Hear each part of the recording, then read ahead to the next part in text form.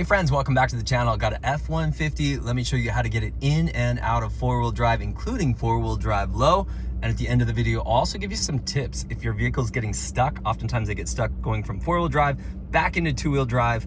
I'll give you a couple tips and tricks and show you how to do that. All right, first things first. So how do you go into four-wheel drive? So in the F150, it's a shift on the fly. So going from two-wheel drive to four-wheel drive, sorry about the thumbnail, by the way. I know, put your comment down below. If you can guess what sport / activity I did, I'll be very impressed. Okay, four-wheel drive high, and it lets you know right here it's engaged. If it's blinking, that means that it has not engaged yet. It's trying to engage. Once it stops blinking and it's solid like this right here, you're officially in four-wheel drive. Now, be smart. Hopefully you know four-wheel drive, you don't want to have a beautiful day outside on asphalt or concrete and be driving around. There needs to be a certain amount of slip to the wheels for four-wheel drive. So watch some other videos on exactly when you should use it, but this is how to actually engage it.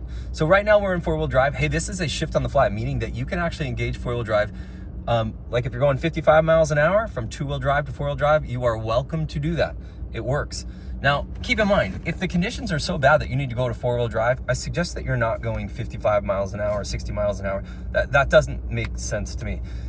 Typically, you're going to be going slower than that. Most of the time when I shift into four-wheel drive, I'm stopped or going very slow. Now, this truck is also almost 20 years old, and sometimes it's a little fidgety getting in and out of four-wheel drive. So I want to help the truck by slowing down and doing it as successfully as I can.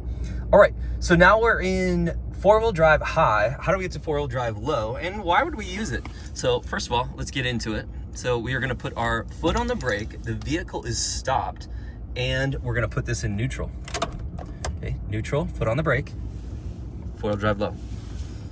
So now when we do that, right here, and there was a clunk, I don't know if you could hear it, but sometimes there's a pretty solid clunk going into four-wheel drive and then also into four-wheel drive low.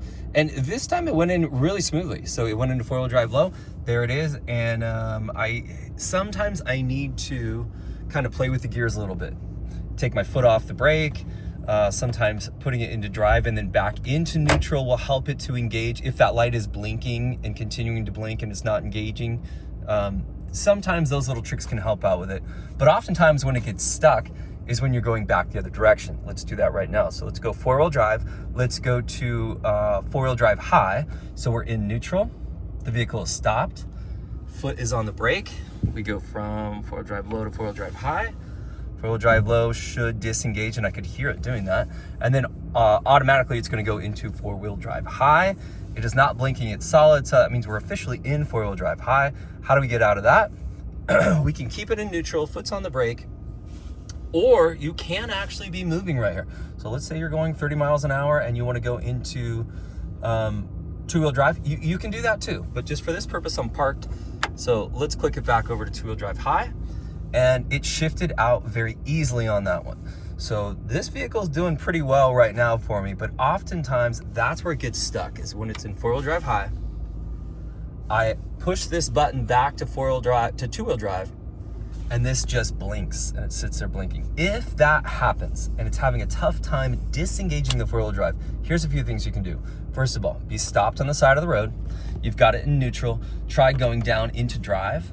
Let your foot off the brake. Let the truck roll forward just a little bit.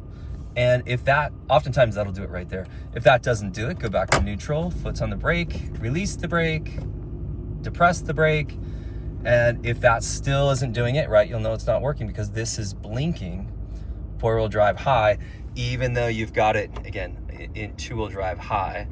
But just for this purpose, I'm showing you that if you're stuck in that four-wheel drive high. So here's the final thing you can do is you can actually put it into reverse.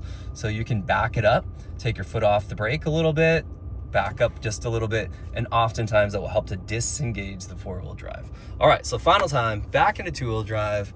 That one disappears and we're back into our normal driving mode. Hey friends, if today's video helped you out, give it a thumbs up, subscribe to the channel, and we'll see you next time.